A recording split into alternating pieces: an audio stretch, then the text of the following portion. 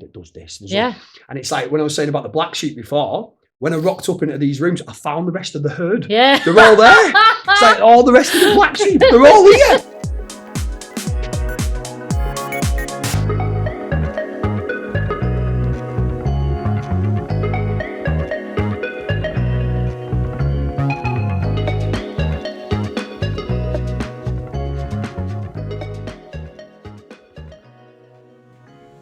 Hi, my name's Emma and this is Empowered Podcast, a safe space to share the journey of overcoming life's various hurdles to living your most empowered life.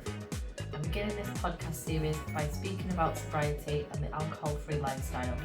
I get so many messages, kind comments and questions from people who are curious about going sober. After 16 months of sobriety myself, I was starting to feel a bit stuck, a lack of purpose, and that's what inspired me to create this podcast, so that myself and others could share all in one place about our journeys. My hope is that this podcast supports and inspires others to make a change to benefit their lives if any of these stories resonate.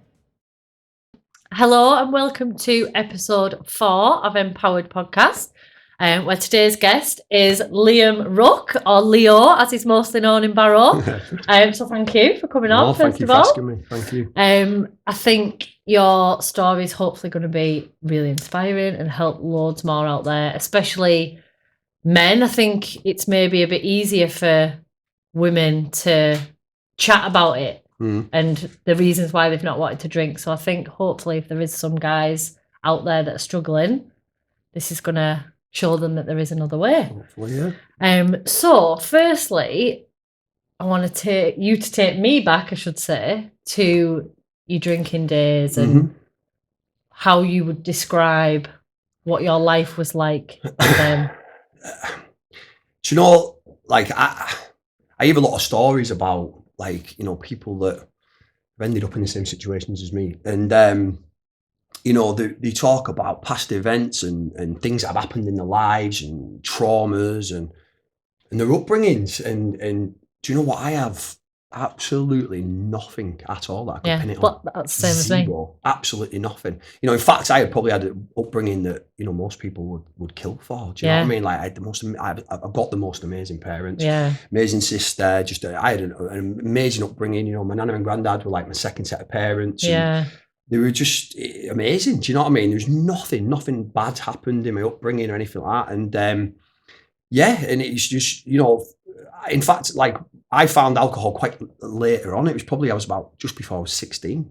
You know, a lot of my mates were all drinking a lot earlier than me. Yeah, in fact, I was probably the last person out of all my mates to do certain things. Do you know what I mean? And but once I found it, that was it. You know, when I was growing up, I mean, like, even though I had an amazing upbringing, I had this, like, I don't know how you want to, like, say it. I did feel different. I didn't feel different. I felt like the black sheep, if you know what I mean. A little bit of the black sheep because I had a lot of different groups of mates. I had, like, you know, the rugby lads, and then I had another set of mates, and I did quite well at school, so I was in with the geeky crowd. Yeah. You know? But I had this weird feeling like I never really sort of didn't know which was your group. Yeah, belonged in any of them kind of thing, and I was always, like, good at sort of blending it in like, no matter what group I was in. And I've always said this as well. I was always hoping that, you know, they'd all never end up in the same room with each other, because then you'd find out who it was. Do you know what I mean? And I didn't even know who it was. Together. Yeah, but, like, you know, because I could blend it with them lot, and it's like, but I never really sort of felt like I really belonged in any. I don't know. It was weird. Do you know what I mean? And but honestly, I mean, from the second I found alcohol, you know, I was probably just before I was 16, and still to this, well, not to this day, but till 4 years ago, my last drink, I can honestly, hand on heart, say, like, I don't enjoy the taste of any drink whatsoever. There's you not just one had drink, that hold on you. There's not one single drink in the whole world that I enjoy the taste of. Not one. I didn't drink for the taste. I drank for the effects. You know, they give me. And from that first drink that I ever had, when I was like 16, Mad Dog 2020 in the park. And it was like, on them early years, it was like Mad Dog 2020 and Concord, Thunderbirds, like, even all the way right through my drinking, right to the end, I always drank the rough stuff. Yeah, that's what Johnny said as well. Yeah, I was just like, you know, anything with the highest percentage for the cheapest cost. Yeah. And but it was, you know, from the second that I drank it, and I remember that first drinking, it was like, it was minging. Like the taste of it, I remember thinking, this is horrible. But then once it, like, I felt what it did for me. Yeah. You know, and it was like I said, for the first time ever, I felt like I belonged in that crowd, or I was connected to them people. And it, you know, what it did was it sort of, it gave me a release from me. Do you know what I mean? And it took me out of me. And for the first time in my life, I felt like really confident. I could talk to people. I could look people in the eye. I could talk to girls. You know, I could do all these things which I was unable to do without the drink. And from that second on, like, I just fell in love with it. You know, I loved the effect that was produced by the alcohol. I didn't fall in love with the taste. It was what it did for me. Do you know what I mean? And from that second on, you know, it was just literally any opportunity that I could get to drink. And, you know, the early days, it was, it wasn't a problem, put it that way. But it was like, you know, as and when. I mean, I couldn't wait to do it. It'd be like, you know, living for the weekend. Yeah, drinking the park with my mates and all that lot. And then it'd be like obsess over the next time that we could do it. Yeah. Do you know what I mean? But it was all fun and games for years. Do you know what I mean? And, you know, but like I said, it was all about what it did for me. You know, it wasn't about I never enjoyed. Like, the taste of it or anything. Nothing, never have, ever. No. But it went on like that for years. I mean, I was like a slow burner compared to some people. I mean, you know, I that was when I was at school. When I left school, I went into sixth form. That didn't last very long. No. I think that was, like I said before, alcohol. It wasn't just about alcohol for me. I mean, alcohol was my go-to every time, and it was a constant throughout 20 years. But, you know, for me, I've had issues with all sorts. You know, like food. I've still got an issue with food today. Yeah, you like doing your little man versus food, don't you? But you know, I've had issues with that, but it was gambling as well. You know, gambling. Got kicked out of sixth form for gambling, set up a little card school in sixth form, and that was, you know, and then I got kicked out of it. I mean, when I left school, I did all right at school.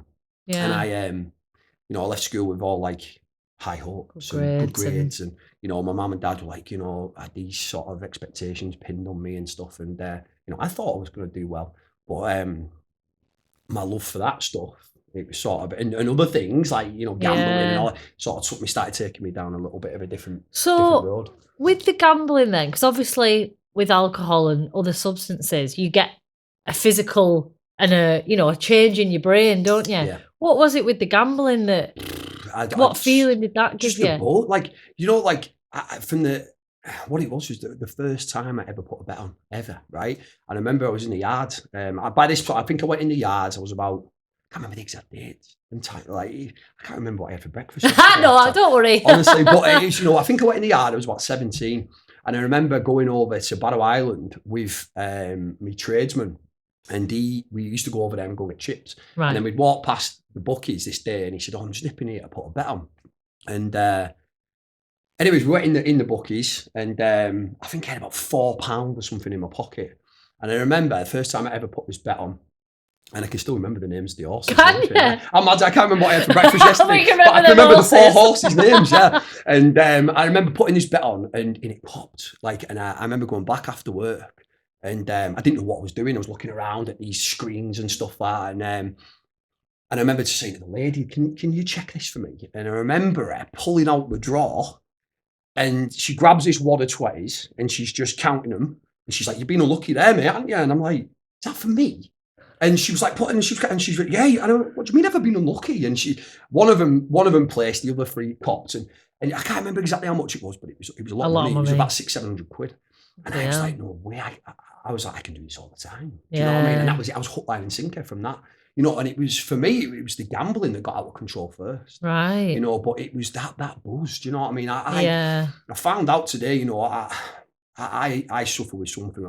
It's like this, I don't know what you want to call it, like a hole inside me. Yeah. And I'll stick anything in it. Do you know what I mean? Feel a bit like that. Like you're always looking for something else that can give you that buzz. Yeah. And, you know, and that once you take the substance, the alcohol, the gambling, whatever each person's thing might be, you're like, oh, you know, I started drinking Red Bull. Next? Yeah, we'll always latch on thinking that it'd give me a buzz. Yeah. But it never, I just got the shakes. Yeah, I used to think of it was like, imagine like a lot of test tubes, and like you've got one for drink, drugs, like gambling, you know, food or whatever, all these different things. If you take one away, the others just go. Yeah. You know, and I'm always latching on to something. to I don't know, to stick in this thing. Yeah, what I've got.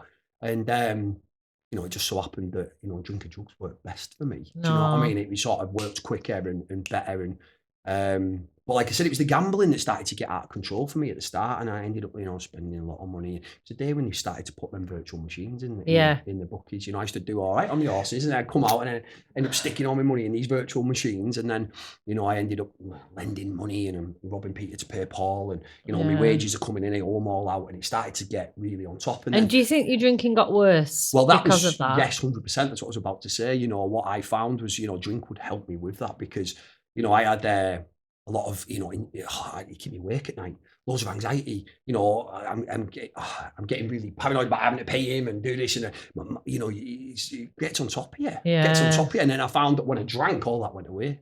And it was like like an anaesthetic from that. Do you know what I mean? And then obviously, but like even then, still, like I said, I could still. It wasn't nowhere near an everyday thing. No. And for a lot of years. I mean, I played a lot of rugby, so at the weekend we'd like drink with the rugby lads and stuff like that. But drinking was always, it was once or twice a week. Do you know what I mean? And it was always just but like I said, like even in looking back, like what I know today, and looking back at them times, like there was something very abnormal about my drinking from the second I drank, because I never liked the taste of it. Why you think now? Why would I do it then? Yeah, but because I never liked the taste of it, it was about the effect, right? I used to just chuck it in me as fast as I could. So every single drink that I'd have, it'd be like down. Yeah, I wouldn't sip it because I didn't like the taste. So everything would just be thrown down. Now, when you drink like that, there's a lot of like blackouts. Yeah, there's a lot, because you're not letting it build up. You go straight past that tipsy point. Yeah, you go straight past the drunk prompt, like straight to. Yeah, do you know what I mean? And even in them early days, it was like, I'm waking up on people's sofas. I don't know where I am. I peed myself. Like, even in them early days. But then it started to get to the point where, like, my mates used to think it was funny because I'd always like down stuff. And when I was playing rugby, like downing bottles of vodka and stuff like that. Yeah. And I used to think it was like, oh, cool. Do you know what I mean? Because I'm a part. people are buzzing off me, and it was just like. People were laughing at me. Do you know, I had this like ego because I was like a big drinker, but I wasn't. Like I'd drink, spark out, make an idiot out of myself, and then people would talk about me all week, and then I couldn't wait to do it again at the weekend. Yeah, I totally do like resonate with that, because I was for a while the one that everyone would go, oh, Sneeze will drink it, get it down. And you almost become that character. Yeah. You think, this is what people like. This is it's funny, it's a laugh. Really, it's not. It's not. It's not. But at that time, I used to think it was like, because I had this reputation for being a big drinker. I wasn't. I really couldn't handle it, but I'd do it every weekend. Yeah. Every weekend. And, it went on for years. Like I said, about 20 years I've drank for and took things.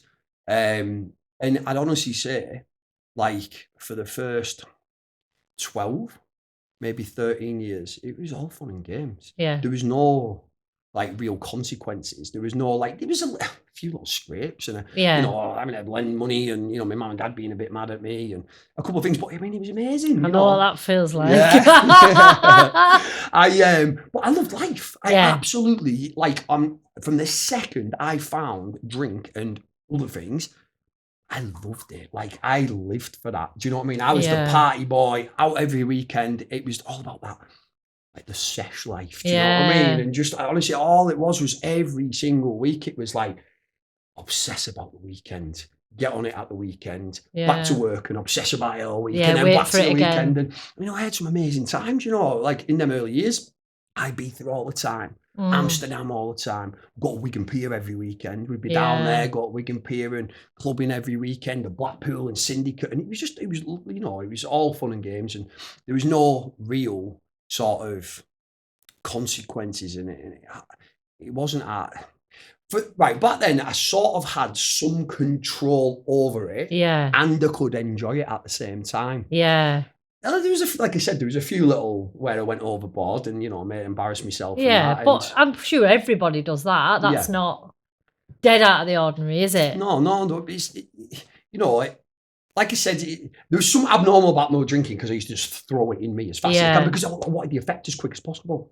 So, but like I can see that's weird because like all my mates used to drink slowly, And now when I look back, because I never thought it was weird at the time, Yeah. but now I can see, knowing what I know today, that it was abnormal back then. Do you know So what I mean? when do you think, like, when did it become dark for you and the fun stopped and you realised?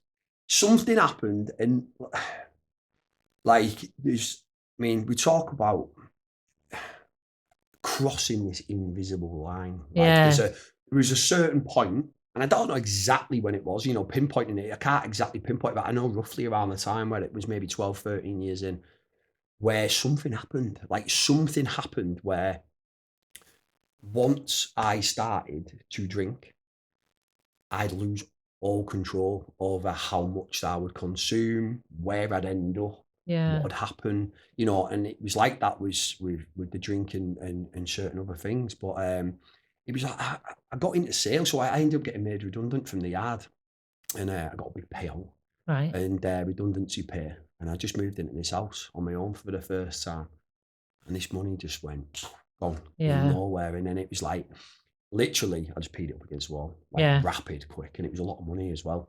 Gambled it, used it, and I started looking around for other jobs, and I couldn't get a job anywhere. And I mean, like I said, I came out of school with quite good grades, but I just could not get a job. And I tripped over this job in sales, telesales, which is still what I do today.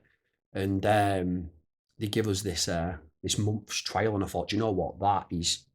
I'll do it. I'll use it as a stepping stone until I find something else. Anyways, cut a long story short, I got into it and I got quite good at it. And then I ended up I moved from one company to another company, and in sales, I've been so you can earn a lot of money. Yeah. You can earn a lot of money, but sales is also an environment which is like, if you're a drinker, it can get a bit crazy quite quick. Yeah. And I think it was around this time, and I'm not blaming it on the job, that's No. how it is, but it was it coincided with about the same time where things started to get out of control. And do you know what? It was like I said, whenever I start to drink, I'd always plan, right, on having a couple, or I'm just got to go to the pub and watch the footy and have one or two.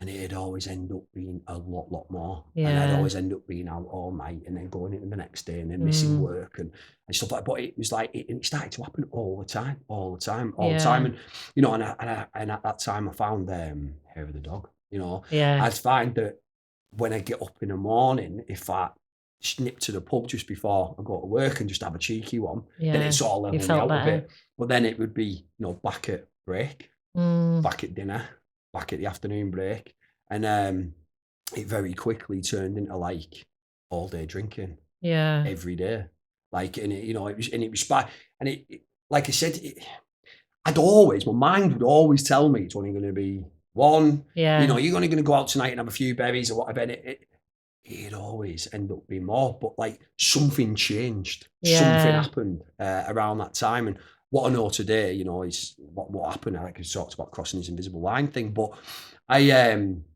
even though I was working in an environment where we were all on it, like everyone, we were working at this company, and it's like every dinner, every break, we'd all rush round to the pub. We'd all go and have a few at dinner. We'd go and have something to eat. And we'd all have a couple of bevies, and it was accepted because it was, in that job, we were all like, even the gaffers and everything. Do you know what I mean? So, but it was like, even though everyone else is doing it, very quickly, everyone started to like, Leo, you're pushing the boat out a bit too far here. Do you know what I mean? Yeah, like, and I'd be like, what? Do you know what I mean? Like, mind your own business. I'd get offended by it, and it'd be like, you're doing it. I always had a justification. Yeah, you're doing it as well, and but there's no smoke without fire, is there? No. Do you know what I mean? And it was like that many people started saying it to me and getting on my case about it, and it's like, well, I'm not going to give up drinking. I'm not going to stop drinking, obviously, because I was loving it. It was still doing something for me. Do you know what I mean? In fact,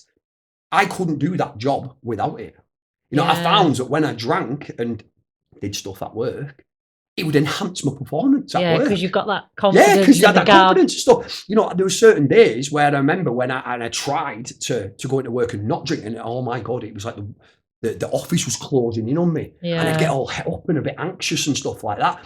And I'd soon cave and go and have a drink, and then I'd be, I'm all right. gives me that ease and comfort, gives me that release. Do you know what I mean? Where I'd have that confidence in it, and it'd take me out myself. Do you know what I mean? And it allowed me to do the job. But like I said, that many people started getting on my case about it, and they're like, Leo, you are, pushing it a bit too far here. And I'd be like, nah, batting it off and that. But then I'd be thinking like, well, there's a few people saying it. Yeah, it must mean something. How come that many people? So then I'd be like, right, I'm going to put the brakes on it a little bit. I'm not going to stop. I'm just going to try and calm it. And I found I couldn't. And it would be really, really hard to do that. And then at that point, because that many people are getting on my case about it, and I'm getting grief off my mum and dad and, everyone all the time, and, missing work some days, I'm sleeping in some days, I'm going out of the night time and staying out all night and then going into work like wired off my head the next day. And so I'm trying to calm it down, and then I find I can't. So then at that point, it's like, well, you start to go, I mean, I've talked about this in the past, but you go underground with it, and you start to become like, instead of going out with all the work lot after work, I just go home. I'd just go home and drink on my own, curtains closed, because then I could do it without anyone getting on my case. And then I could say in work the next day that, oh no, I just went home and had a chilled out night last night. Do you know what I mean? But really, I'd be sat there drinking, doing whatever with the curtains closed, so no one could get on us. Do you know what I mean? And at that point, then it started to become very dead, like sneaky, and secretive, and deceitful, and and I guess the fun was gone then. No, not really. No, you still have yeah, we still That's like my mum. She enjoys her own company, don't you? Yeah, I mean, I loved it. The reason I fell into these rooms, that I'm in now, and the fact is, I didn't ever fall out of love with it. Yeah, it fell out of love with me. Do you know what I mean? My problem is I love the stuff too much. Do you know what I mean? That's it. But even then, it was still doing something for us. That's why I still got something from it. In fact, what started to happen was that when I stopped drinking, when I tried to stop drinking, life got worse. Like I would start to feel like I was unraveling inside, and I'd start to get all anxious. Like when I wasn't drinking, I'd be full of anxiety, and I'd start getting paranoid about stuff. And I'd be thinking about, oh my God, people talking about me and blah, blah, blah. And I'd be feared up to death. And I remember just going outside and just being a part of the normal world would be petrifying. Yeah. It's like I couldn't look people in the eye properly. I'd be scatty and I couldn't. But then when I have a drink, everything's all right. Yeah. It just so happens that at that point, though, once I put the drink in me, I couldn't stop.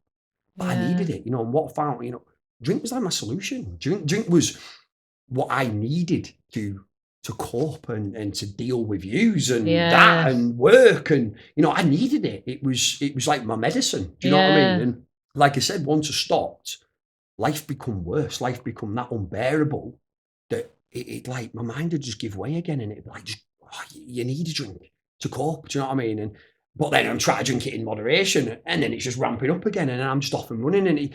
And after that point, it started to get proper out of control. Like I said, I was sneaking around and doing it secretly and stuff like that. And consequences started to happen. Do you know what I mean? Things I'd get in trouble with work, and then I'd be but they'd say to me, "You're gonna have to pack it in. You're gonna have to pack it in, Leo. If you're not, they'd give me a bit of an ultimatum." Yeah. And I'd just be like, "Right, see you later then. I'm gonna go and go." You're choosing the drink. I'd choose the drink. I couldn't not choose the drink. Do you know what I mean? Drink was that much to me. I needed drink to do life. Do you know what I mean? And that's what it was. So I jumped from one company to the other.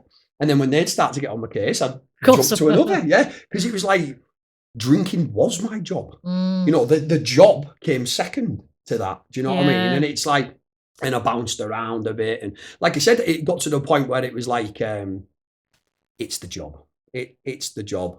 It's the environment. It's Barry. It's the people that I'm knocking about with. I'm surrounded by it. I can't get away from it. I was always looking outside, and my mind would always have a justification that it's that. Blame that. Blame that. It's always it's the people I'm knocking about with. It's the job. It's So I came. I was lucky enough. I got a job offshore, and I ended up going away and working offshore. And I thought, if I'm away, in the middle of the sea, living on this boat, working on these wind turbines, or I'm an oil rig in the middle of the sea. There is no drink. There is no drugs. There is no, and like I was saying before, what happened with the test tubes, as soon as I went offshore, I wasn't drinking. Oh my God, like I wasn't drinking, taking drugs, but I was just gambling. It's like the test tube ramped right up. As soon as I'm on these oil rigs in the middle of the sea, I am just waxing all my wages while I'm there, lending money off people, getting payday loans and stuff, and just blasting all my money gambling on these oil rigs.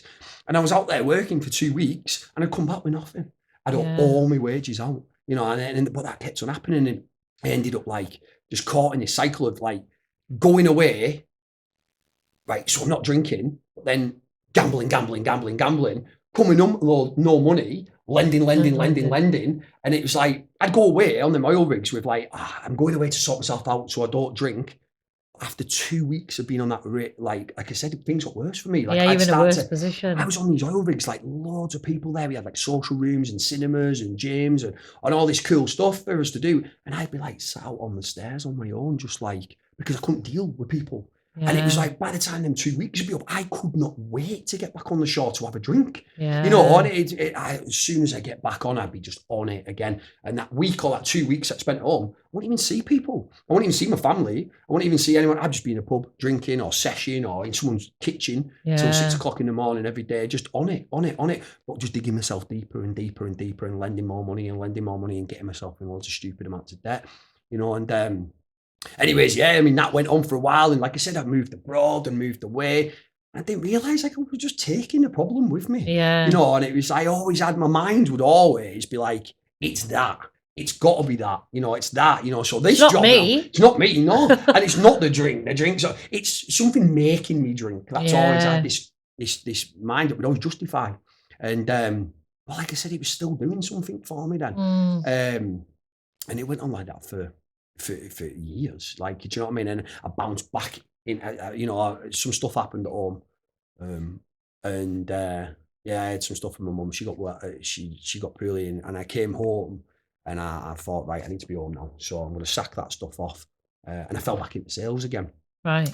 And again, it was just non-stop. But things started to happen, and like I used to look, right. I remember when I was younger. And I used to look at some of my mates, losing like relationships through drinking and drugs and stuff like that, or losing jobs. And I always used to say like, oh, if that happened to me, like I'd definitely stop. Like, if I started. But then it started happening to me. Do you know what I mean? Like I started to lose relationships. I started to get in trouble with work. And I'd say to myself, right, like, if it happens again, then. If it happens again, do you know what I mean? If it happens again, I'll definitely jack it. I'll definitely stop. But then it happened again. And then it happened again. And it was like my yets turned into agains, and agains turned into agains, and agains turned into agains. And in the end, it was just like, I had every reason. I had every reason in the world to stop what I was doing. And at this point, I'm starting to see this is getting seriously out of control. I want to stop now. Yeah. But I find that I can't. I can't, and like the consequences started to rack up. And, there were certain times, like I was talking to someone about this the other day, and it was like, I remember on a Sunday one time, and I burned my life to the ground, like every Sunday, and I like every Sunday, and it was like, I'm in bed, I'm owing money out to them, and they're on my case, I'm getting it double barrel off my mum and dad. And I've had search parties out for me all weekend. I've been missing, and it was like I'm in trouble with work, and it's like the whole world's just closing. You're coming down, your hangover's kicking in. You've spent all your money, and you're just like, oh my God! Like it kicked in. Like, what is going on? Like I'm never doing this ever again. Like I am done with this. Like this is it. This needs to stop now.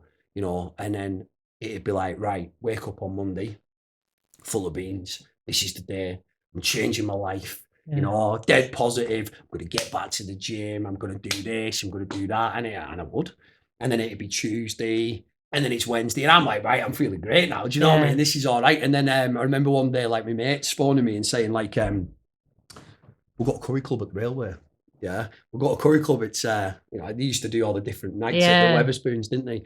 We've got a curry club at the railway. Do you want to come? Oh, I'm not drinking. Nah, I'm off the booze, mate. And like, no, but we're not drinking either. We're just going for the curry. And they'd be like, they're like, come on, come down. We haven't seen you. Go on. I'd be like, oh, all right then. Yeah. So I'd go down there, and I remember this day, like looking at the menu, and it says like £5.50 for a curry and a drink.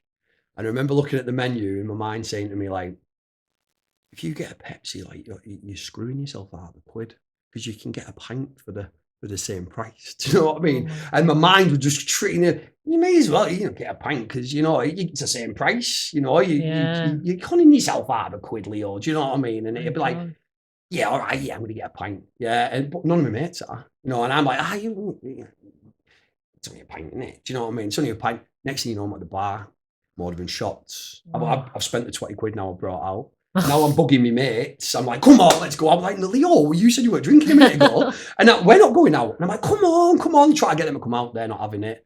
So I'm like, can you lend us some money? Do you know what I mean? And then I'm getting money off them. Then I'm out on my own. Then I'm tagging on to any Tom, Dick and Harry that'd have me. Yeah. Then I'm staying out all that night. Then I'm missing work the next day. Then I'm... So it really did have a massive hold over you. Yeah. Like...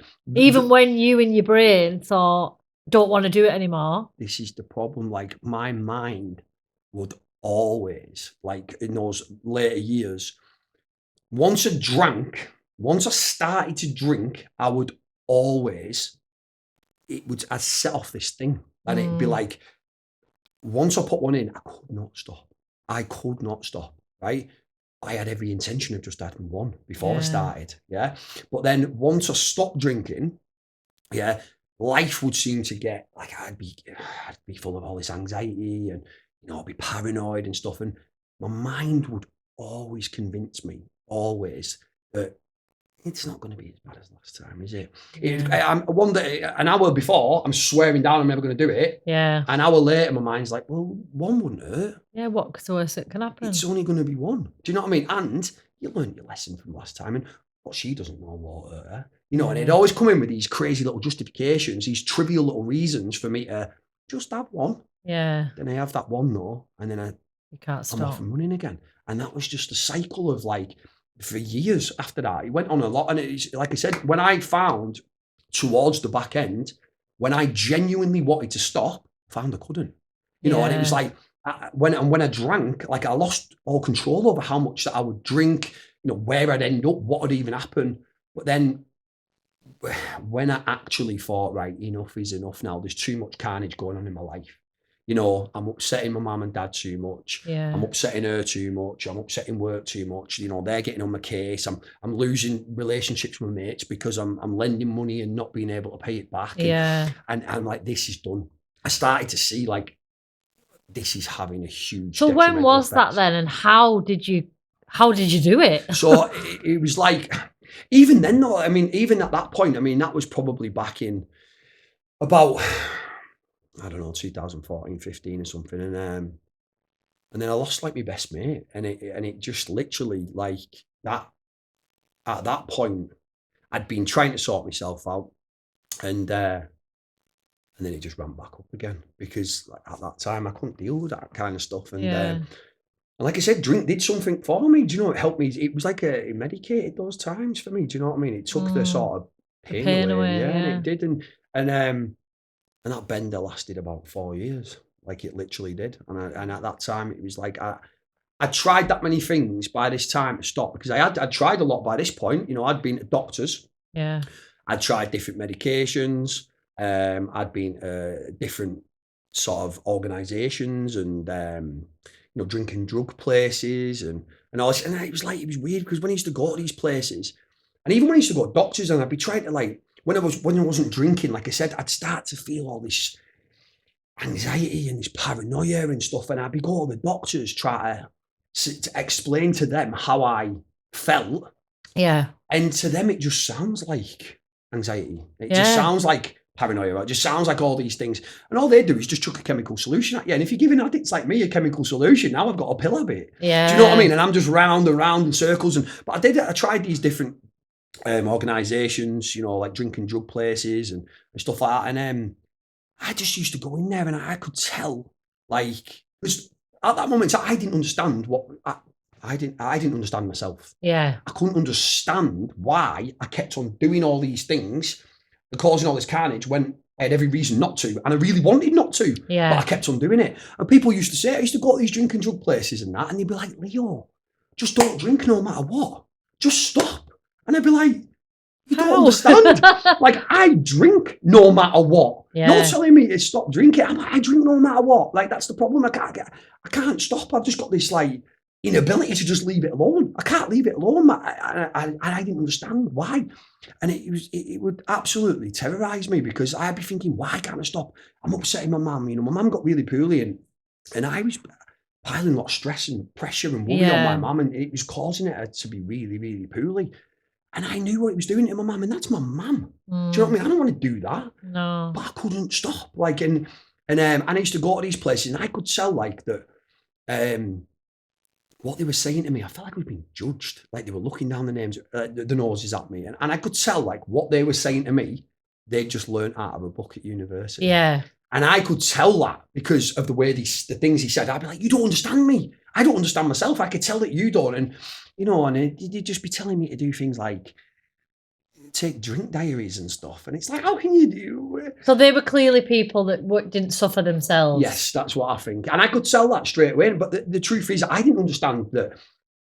Well, I didn't understand that what I had. Yeah. Because even when I rocked up into recovery, like, before I rocked up into recovery, right, there was no way on earth I was an addict. There's no way, right?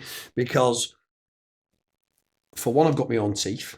Yeah, I could sort of hold a job down. Yeah. You know, put it this way, I had loads of reasons why I wasn't. Yeah, because you do perceive an addict to be a certain way and look a certain way, don't you? I thought, you know, because I'm not that guy that sits on the park bench with black teeth, the soles hanging off his shoes, and the brown paper bag. To me, that was what an addict was. I'd never been diagnosed as an addict, you know, by a doctor or an alcoholic. They've never did. I thought you had to be diagnosed by one. You know, I've never claimed drink tokens. You know, I had all these reasons why I wasn't. Yeah. But yet I knew there was something wrong. Yeah. I knew there was something different, and I couldn't, but there's no way I was an addict. There's absolutely no way. And, but like I said, them years rolled on, and when I lost me mate, you know, it was like foot to the floor. Then I gave up. I was thinking, I've tried all this stuff, and I've tried it repeatedly. You know, I tried changing groups of mates, moving away. You know, I tried the doctors and the medications and this and the counselling and the CBT and the, you know, all these different groups and stuff like that. You know, the drinking drug places in town, nothing worked. And I didn't just try them once, I tried them repeatedly. Yeah. My mind would always say, well, last time when you tried that, you were doing this, but now you're not doing that, and you've got a job this time, it might work this time. And my mind would always take me back to... Yeah, so you were trying, you were putting in the effort. Yeah, I was trying. I mean, I'm going to be honest, like, the first time I was trying, it was all half-assed. You know what I mean? Yeah. Just tried to get my mum and that off my case. I was going to say, because, you know, Johnny kind of said something similar. He was doing it to learn how to drink. Yeah. Well, but it's not possible. I thought there was, like, honestly, I was obsessed with this idea, right, that one day something will happen and I'll crack it. Yeah. It's just, because I used to drink, right? I used to drink with lads that they used to drink like me, right? In fact, some of them I'd think they were worse than me, right? Yeah. And but then I'd see, right, their girlfriends give them a warning or an ultimatum, and I'd see work give them a, you know, threaten them or whatever, and I'd see him just stop. Yeah. And I'd be like, how can you do that? Like, it'd roll on like weeks, and it's like, they're still not drinking. And I'd be thinking, why can't I do it? Right, maybe I just need to change this. Yeah. Maybe I need to do this. Maybe I need to go back to the gym again. And that would keep me going round and round on this merry-go-round, because I'd look out at them and I'd be thinking, well, they're worse than me. How come they can stop? Yeah. I couldn't. And like I said, that rolled on for years. I just had this, like, absolute inability to just leave stuff alone. So when did you then? When was the moment that, because did you say 4 years? Yeah. You've been like sober now? Yeah, it just over. So I've been 4 years in recovery. I'm about two and odd years in again now. Right, okay. I had a little blip in the middle, but I like I said, them 4 years, the back end of my drinking, it was just foot to the floor. Like I said, I tried, subconsciously, it was like, I've tried all this stuff, nothing works. And then I couldn't deal with life and the loss of my mate and all that. And it was just foot to the floor then. I'd pretty much give up trying to fight it. Yeah. I'd give up, try, and it was like, it was a part of me that had sort of like I thought, this is just how it is. Yeah, this is just who I am. This is just who I am. I don't think I can stop. So I'm probably just gonna die this way or whatever. Yeah. Do you know what I mean? And it took me to some proper, like, I mean, at the end, people sort of didn't realise how bad it got for me, you know, like, because I hid, even though I was drinking with a lot of people that were like drinking like I did. Yeah. I was even hiding stuff for them. I mean, I was going to work and I was drinking bottles. I mean, I was doing ridiculous drinking. By this point, it was 24/7. Really? I was waking up in the night to guzzle wine to get me back to sleep. You know, bottles of wine down the side of my bed. You know, I'd wake up in the morning and I need to drink just to get me out of bed, to get me to brush my teeth. Oh, you know, I was God. physically dependent on it at this point. It full on gripped me. Like I couldn't stop drinking even if I wanted to at that point. You know, I started having these seizures. I started having these fits and stuff. And yeah, they were horrendous. Like, do you know what I mean? They were scary. You know, I'd have these things and I'd wake up and I'd come round and, you know, I'd hurt myself and stuff. And it'd be petrifying. And the first thing I'd do is just go to, you know, and it got to the point when I was just drinking all day on and I'm still trying to work. Oh. And it was like I was going to work in the morning. I was coming down from Dalton. I'd be getting off the bus at the post office on Abbey Road, straight into Tesco, 2 bottles of wine, and I'd just down them both in one as I was crossing the road. Bung them in that street foods bin, and that'd be like, and by this point, like the effects that I used to love, what came from alcohol, it wasn't doing it anymore. It wasn't cutting the mustard. It wasn't giving me that ease and that. Yeah. And I, you know, what I was talking about, the anxiety and the fear and the paranoia and all that I felt when I wasn't drinking, I was still getting it when I was drinking now. And it just got to the point where my solution had stopped working. Yeah. It stopped working, and all it was doing for me now was just stopping that. It just stopped the shakes, you know. And I had to drink at this point. You know, I was full on gripped. I was full on physically dependent. And I'm drinking like just 2 bottles of wine at a time, just downing them just to stop the shakes. And I'm working in this office, you know, back and forth over the road, back and forth all day. You know, 2 at a time. And I got the Derby pub, and I'd be in there every break, every dinner, you know, after work, every night, and my body started packing in. Like, well, I obviously we didn't know each other before, but I remember seeing you in the Derby one night. Yeah, it was my boozer. And I couldn't have recognised that as who you are sat in front of me now. Yeah, you know, you were. I just remember you being walking around like a just walking blood pressure poster. just not yourself, just not this person that you are now. Yeah. It was the Derby was just like I lived in there. I pretty much lived in there. I was in there every day for them 3 years leading up to coming into this stuff. And even though I was drinking with all these lads in there, yeah, I'd hide stuff from them. I'd be like running to the shop and having miniatures and so they wouldn't know how much. Yeah. And I don't even know why I was hiding it from them, because like the lads that I was doing, they were all big drinkers. They wouldn't probably be bothered, but you know, but it's like I said, it started to take its toll, and I found, you know, I'm not invincible. My body started giving way, and I'd be coughing up blood, and I'd have it coming out the other end, and I'd be having these seizures, and I was so warped at that time, my mind. I mean, I look back at that now, and that's scary. Like when I think about that time, because the scary thing about it was my mind would just say, hey, it'll go away, just keep drinking, and I would be dead now. There's no doubt about it. Yeah. Like, I think my body was full on shutting down on me. I mean, it was. I mean, it's not normal to have blood coming out of both ends and having these seizures and stuff. But my mind was like, it will go away. Just keep drinking.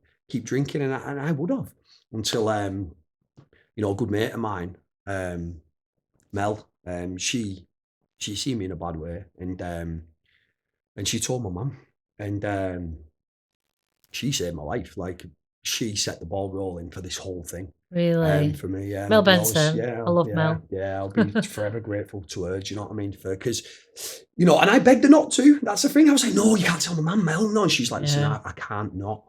And I remember telling my mum, and my mum got pretty much kidnapped me and took me up to her house, and you know, I wasn't to drink, but she didn't realise that I had to, you know, and anyways, we ended up going to Unity. It's Recovery Steps now, but right.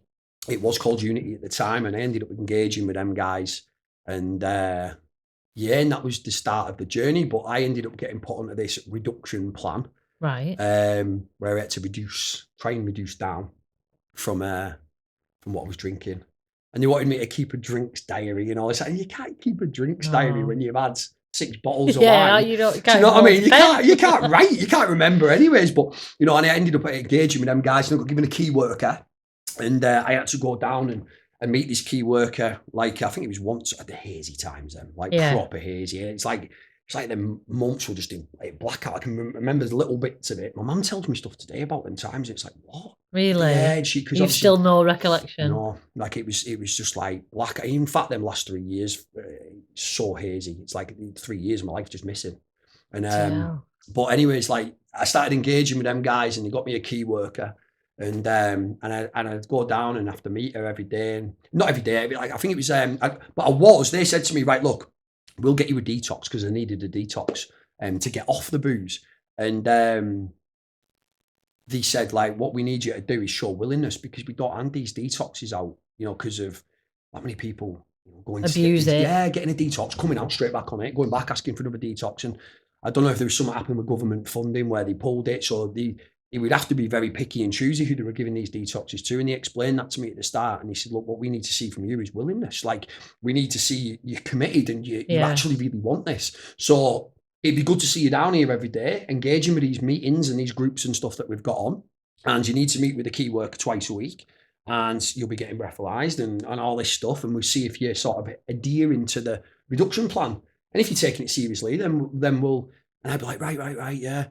But like, I'm an alcoholic. Like, and when you try, I can't reduce. I couldn't do it. Like, you know, my mum, bless her, my mum and dad, you know, I'm so grateful to them. Like, my mum and dad are amazing. Like, you know, they've done so. I won't be here without them. Do you know what I mean? I owe my life to them. And there's a lot of people. But my mum and dad, bless them, you know, they were buying wine by the pallet for me to reduce down on this thing.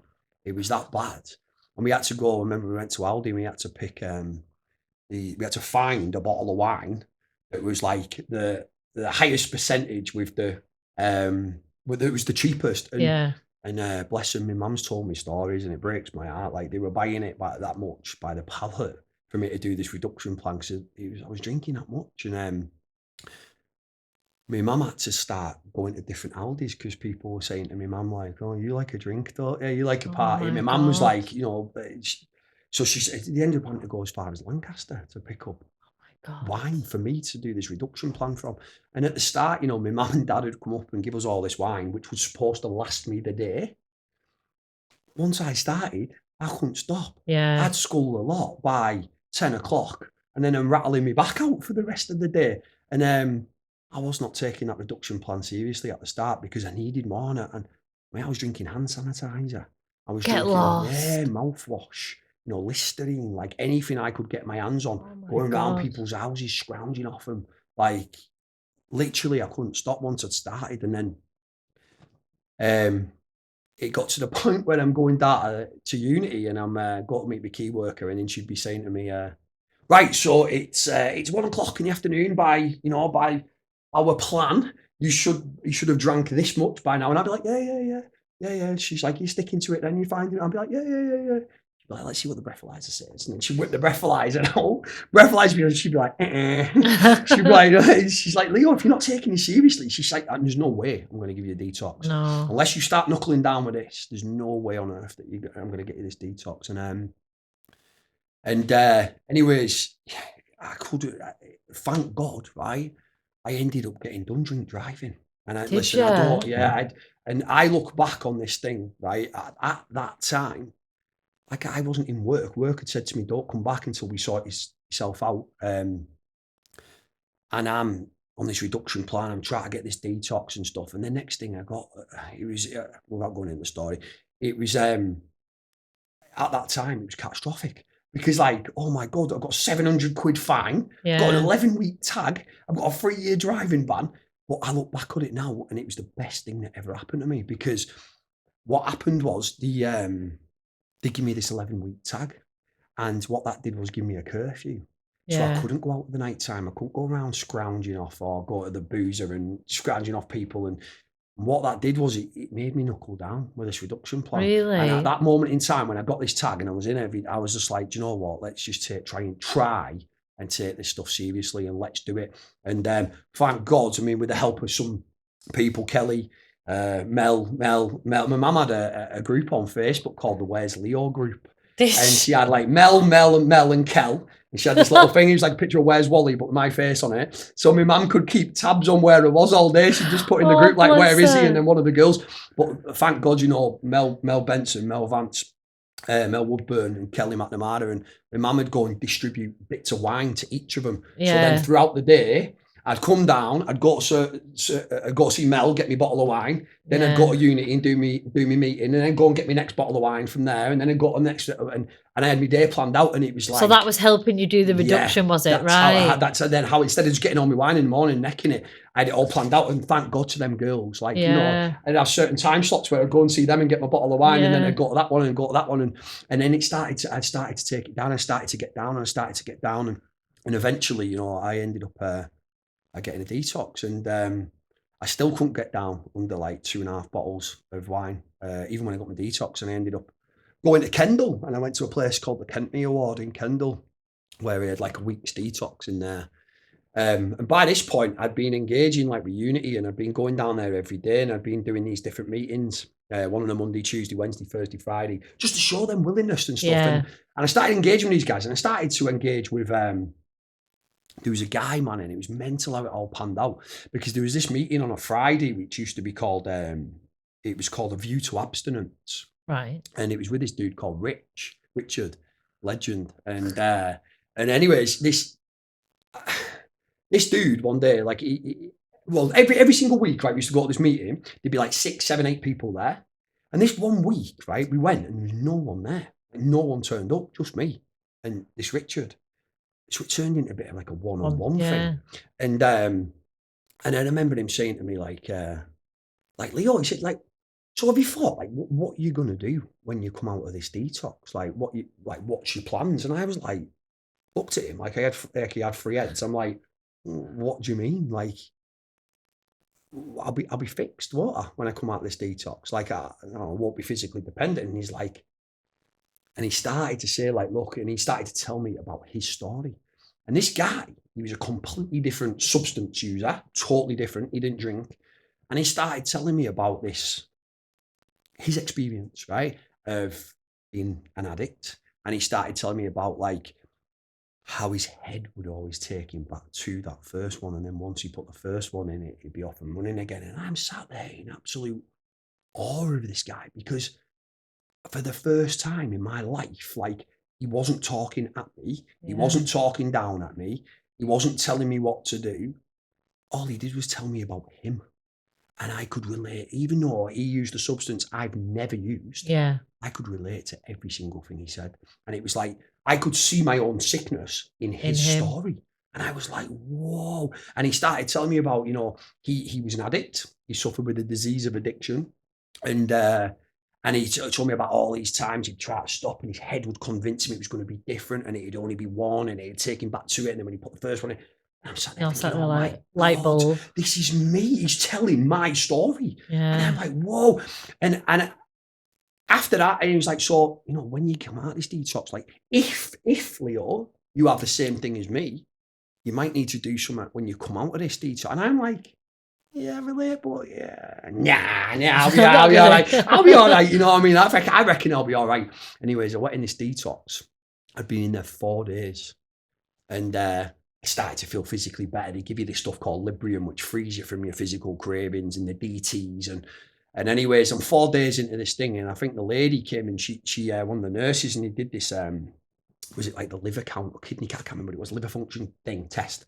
And I was like, oh my God, I am dreading to see the results of this, because the amount I've drank, I expected I've seriously damaged my liver here. Like, you know, I was expecting them were going to tell me like I've got cirrhosis or something like that. And I remember her coming back with the results, and she was telling me it was better than average. And I was like, you better go and check that again. Is that mine? Yeah, I was like, I think you've got the results mixed up there. And I was like, you better go away and check that again. And she did, bless her. She went away and she, no, this. And I'm like, whoa.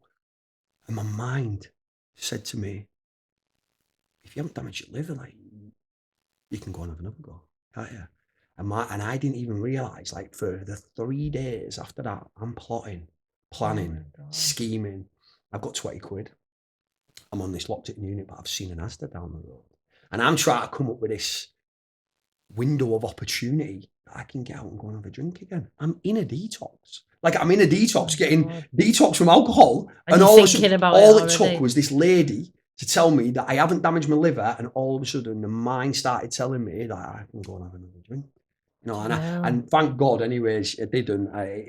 Something happened, and anyways, I got taken from there. But like I said, this rich guy, I'm so grateful to that guy. He was the first person that I'd ever connected with on a level. Exactly what he told me happened in that detox. You know, it happened exactly what he told. The mind would come up with some trivial reason for me to go out and have another go. And I'm like, whoa. And anyways, honestly, that guy's amazing. And he was texting me all the way I was in the detox, and he worked for the Well Communities, the treatment centre. And he got us a place in there. And he was like, do you want to come to a rehab when you get out? And I'd already started sort of connecting to him at that point, right, dropping into these little groups when they were over Walney before I went there.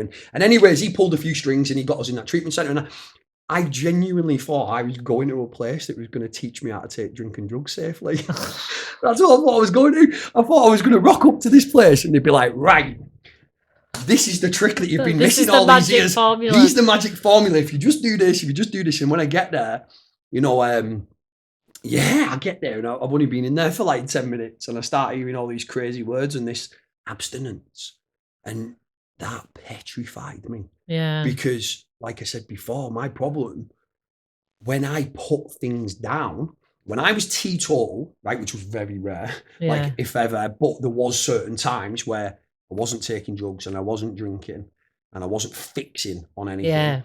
It was unbearable. So that scared me. But the word abstinence absolutely petrified me, because I'm like, wait a minute, I've come in here with a drink problem. Yeah. I don't want to stop doing that. Yeah. I don't want to stop having a cheeky spliff or, you know, what about, and they're like, you know, what we do in here is, you know, we deal with abstinence and, you know, and do you know what? In that first 10 minutes, my mind was like, get out of here now. Yeah. Like, I'd gone in there desperate. Within 10 minutes, I heard some certain words and I'm like, you wanted to run. I wanted to run.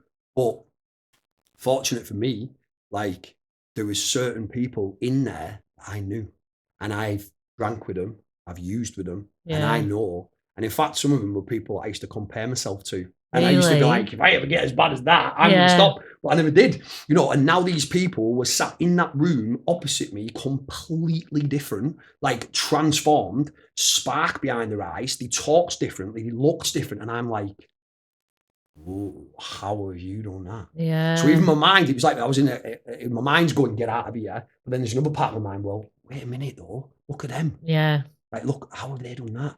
And I ended up sticking around. You know what? The treatment centre, I can't even explain how grateful I am to that place. Like, that was where everything started to, like, I rocked up in there, you know, thinking I had a drink problem. I liked a little bit of a flutter too much. I had a bit of an issue with this, and I had all these different, you know, like I said, I wasn't an addict. There's no way I'm an addict because I'm not that guy that sits on the park bench. Yeah. I just like a little bit of a flutter too much, and I like a little bit of a cheeky berry a bit too much. And then when I got up in there, I started to learn about these guys started sharing their experiences, with me. And because like I said, when I rocked up in there, I truly believed that I was the only little weirdo that did this and drank like that and, you know, did all these little weird things. And like I said, I thought I was different. And then it's so important, like doing this, what we're doing now, you know, like for us to share our experiences, because I'm sure there'll be a lot of people that are listening to this and listen to all your other ones. Yeah, they'll be going, no, I'm different. There's only me that does this. And it's like when I was saying about the black sheep before, when I rocked up into these rooms, I found the rest of the herd. Yeah. They're all there. It's like all the rest of the black sheep, they're all here. These are the guys that I've been looking to sesh with for all these years, but yet they're not seshing no more. Yeah. But what blew my mind when I got in there was they were happy. They were telling me, like I heard them call themselves grateful addicts. And I'm like, how can you be grateful and an addict at the same time? But like what blew my mind was they were telling me that they weren't using or drinking, but like they looked happy, and that was dead weird for me because when I was not drinking or using, I was not happy. In fact, I was the absolute opposite of that, you know. And it blew my mind. And I'm hearing some of these guys saying that like the 8 months sober. And then I'm going to these different groups and I'm hearing people say that they're 5 years sober and 10 years sober. And I'm thinking, bullshit. Do you know what I mean?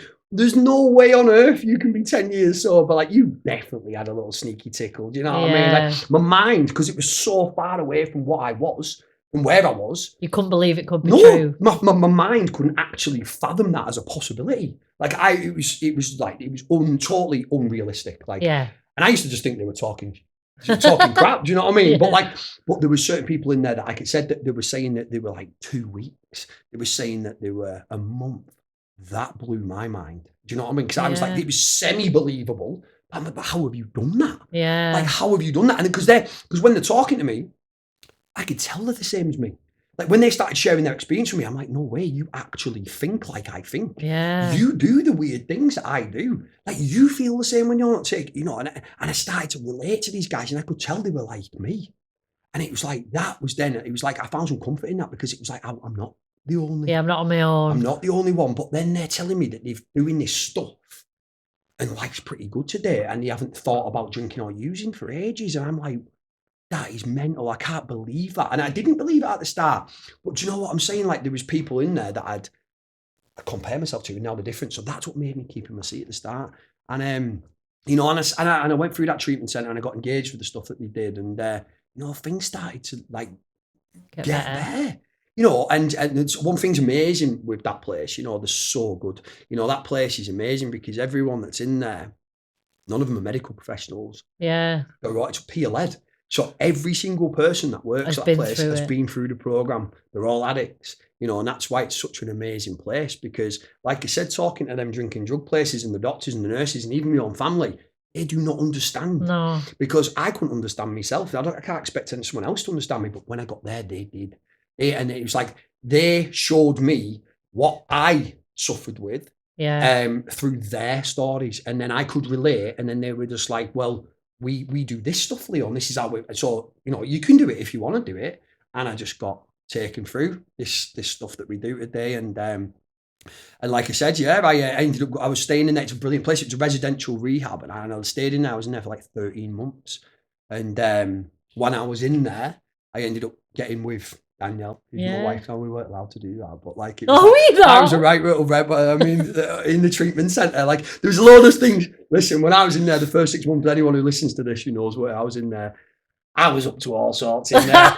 Apart from taking drugs and drinking, I was breaking every rule in there. And oh God, I was getting groups every week, and everyone had concerns for me and all that. And you know, and at the start, I wasn't really. Like I said, I rocked up in there, and it was a break from life for a bit. Yeah. But then, you know, something happened. They had this big group on me one day and basically I seen things for what it was. Basically my mum and that like, you're not coming home. I was like, I'm leaving the treatment centre. All these lot are getting on my case, mum, and you know, and blah, blah, blah. And you know, I ended up trying to run and go from the treatment centre. And it was like that day, like my mum shut the door at me. She was like, I feel like you need to make a movie, not a podcast. Oh, like God, we need a movie. I'm rambling on too long here or what? No, I want the full feature length movie of this so I can see it. But when I went, my mum wouldn't have me back.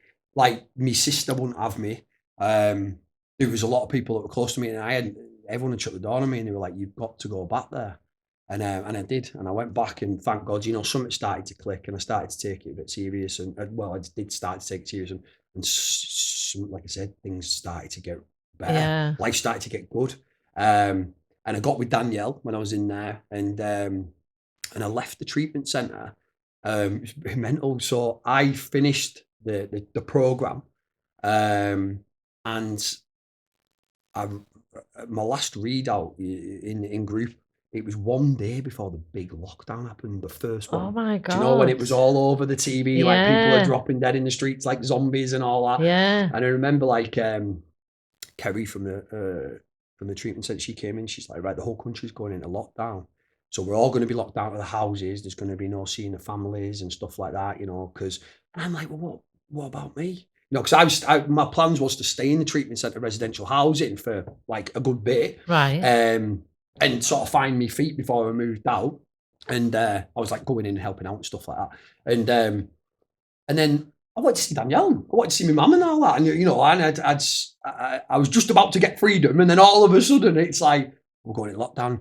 And I remember the plan was, it was like, right, go over to Danielle's for 2 weeks and this lockdown thing will blow over. Yeah. And then you can come back into the housing, Leo. So that was what the plan was. And anyways, that 2 weeks has ended up being, well, I'm still there now. I'm married and I've got a baby. I know, it's mad, isn't it? But what a massive difference from, you know, when you first started talking at the beginning of what your life was. Look at what you've got now. It's amazing. And I bet if somebody just said that to you back then, you'd have never thought you'd have these things. There's no way on earth. Like in them times before I went into the treatment centre, if someone had said to me, right, in 4.5 years' time, you'd be married, you'd have a baby, you'd have your own business, you'd have like your driving license. Well, I didn't even have it took off. All these things, anyways. There's no way on earth that I'd have believed that. Yeah. You know, there's no way, because like I said at that time, I'd sort of resided to the fact that this is just how it is. I'm never going to beat this. Yeah. But but No, you know, you the stuff. But like I said, I came down in the lockdown and the world had changed, and all this stuff that I'd like learned in this program that we were doing, we come out in lockdown, and like I say, everything's, you know, we're all socially isolating and all that kind of stuff, and the recovery world very quickly adapted, and everything went on to like Zoom and stuff. So yeah, that's cool. good. You still had that. We still support had for everybody. 100%. So like all the meetings and things that I go to, it all quickly moved on to Zoom. But you know, 7 months passed, and because we were like, I don't know, you know, when you do this stuff that we do, man, life gets really good. Yeah. Life gets really good, like, and fast as well. Yeah. You know, and what sort of happened over those 7 months was life got that good that recovery that was at the top of my priorities and at the top of the pedestal got knocked off the pedestal by life. Oh. And all of a sudden, you know, recovery started to dwindle down the list of priorities and all the little things that I do on a daily basis to keep myself in check and to keep myself safe and protected. Slowly started to dwindle, and I couldn't even see it because I'm detaching from this stuff 1% at a time. Yeah, you don't see it, but like the more I started to detach, but then my mind would tell me, well, you still feel good, and you don't even think about drinking drugs anymore. In fact, you don't even think about this and that.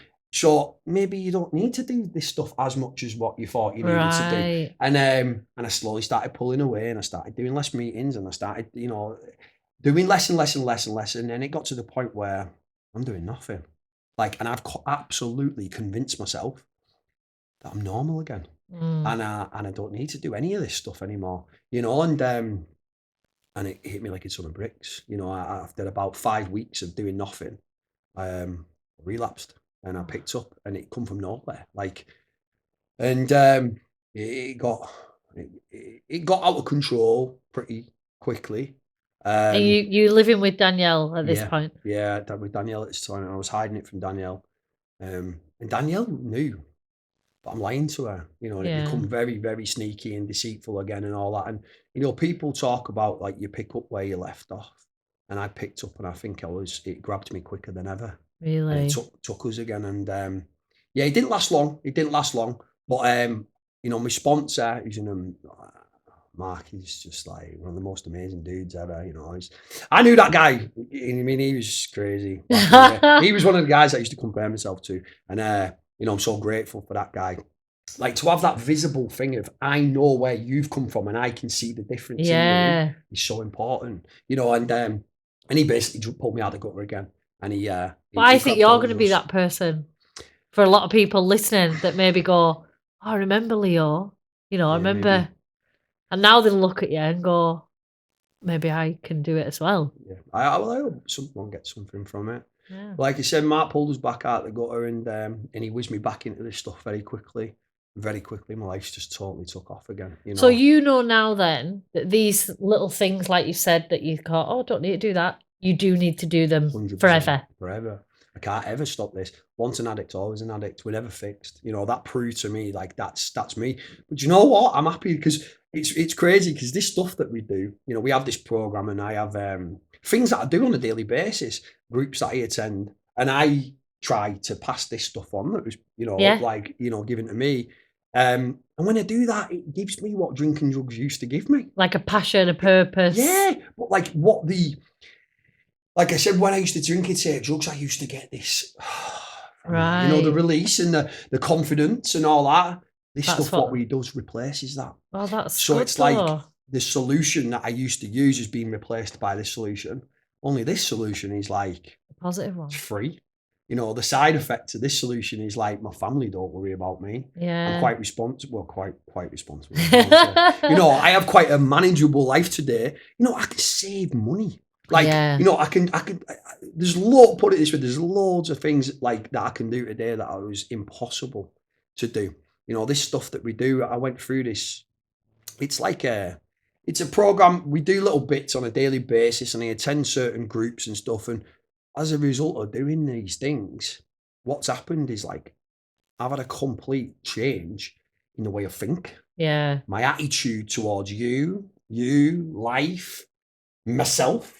My whole perspective on the world has completely changed. Yeah. And it's like my whole personality's been totally altered to the point where like that's what's sufficient to bring about recovery from the thing that I suffer with. And do you feel now then, because you said at the beginning you didn't ever feel like you didn't know who you were, do you feel like you now? Like I found the complete the person that I am today is someone that I've never ever been before. Do you know what I mean? It's like I remember when I went into the treatment centre and my mum spoke to Mark and she said, "Oh, we just want the old Liam back, Mark."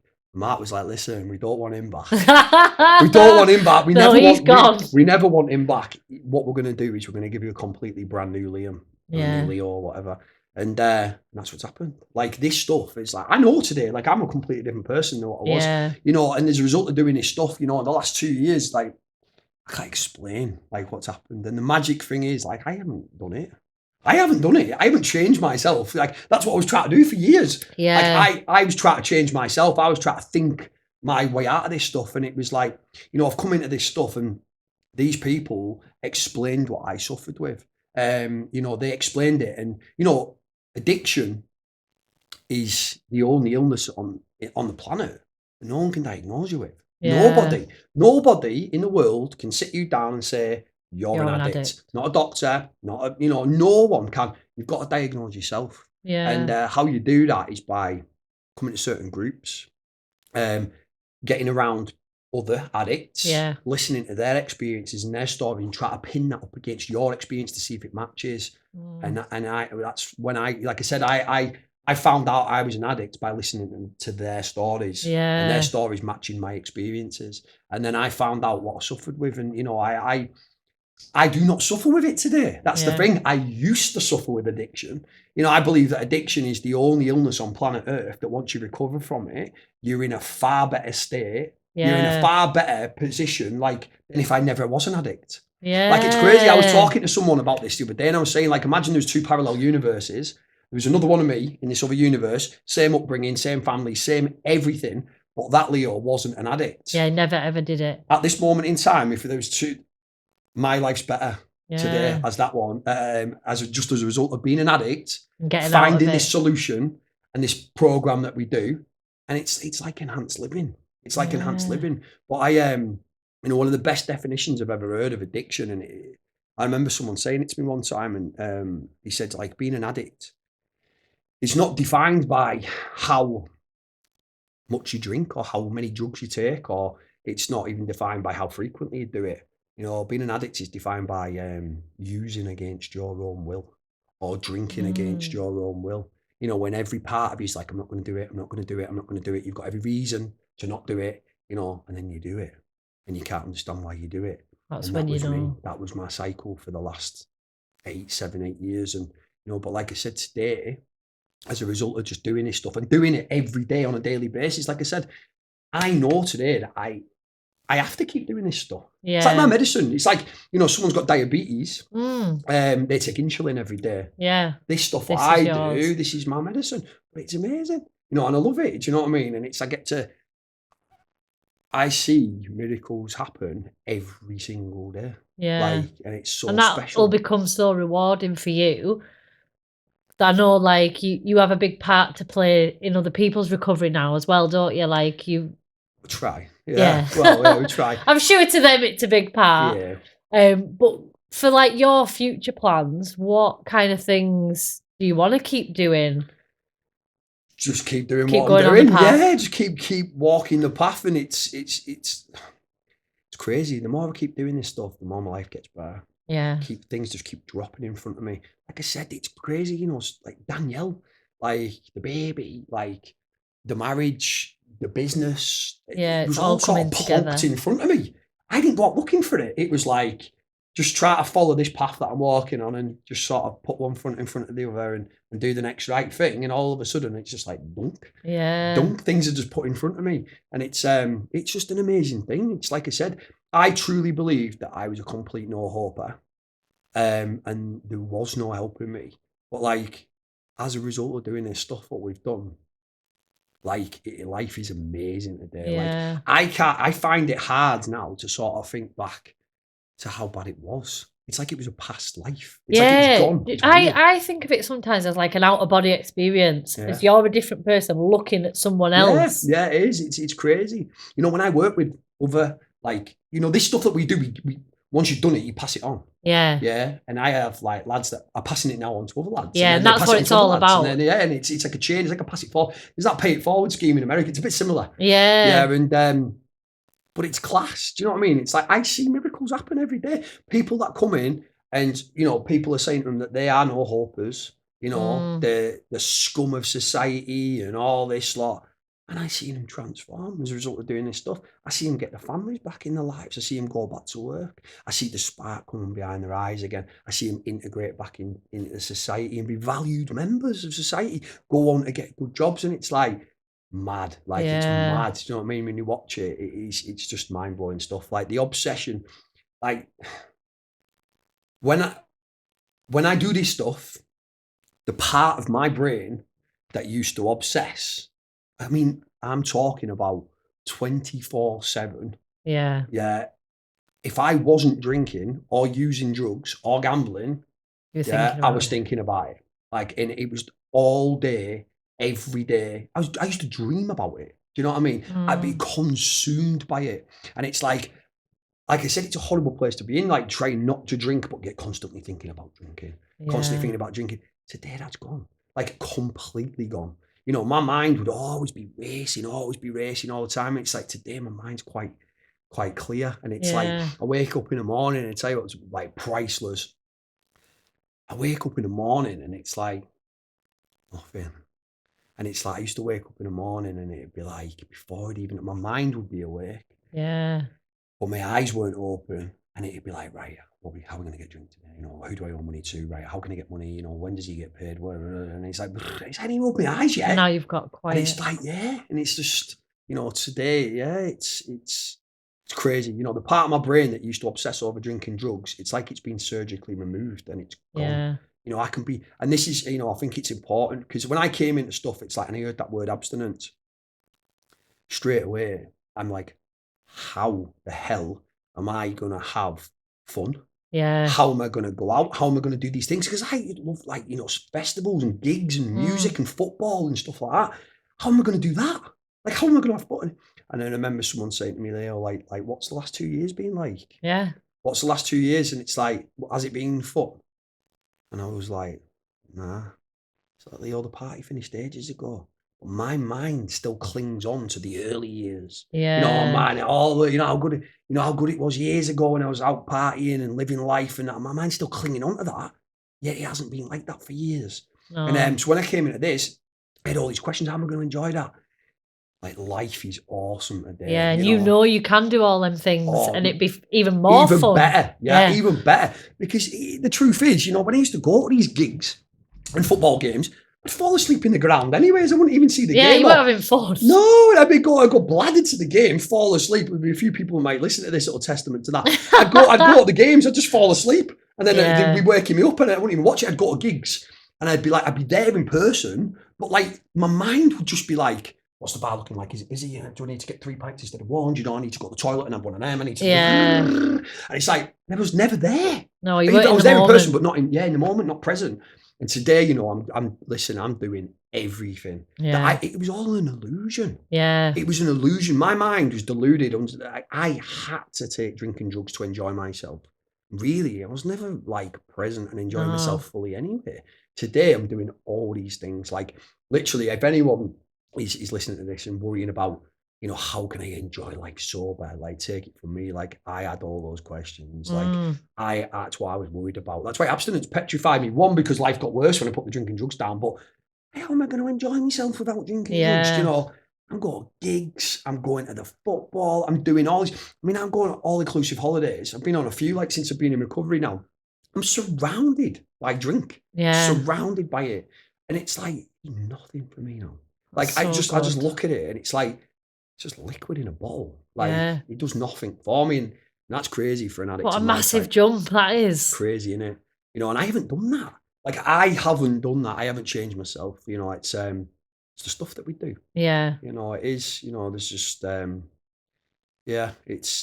it is mind-blowing stuff. Like, it really is. Yeah. It's an incredible story that you've got. And like I said, I would love it to be in a movie because I want to see all these things happen. But yeah, hopefully there is people listening that it'll resonate with, and, you know, you can get in touch if you need help. I'll do a little description with some links of all these places that you've mentioned, so that if people do want help, they know where they can go. But yeah, thank you so much for coming on, and hopefully we'll get nice weather tomorrow for our Sober Fest. Well, it won't be tomorrow when this goes out, actually, because this will go out on the 30th. But yeah, hopefully it'll be an amazing time, and thank you so much for coming on. I hope someone gets something from it. Anyways. Thank you.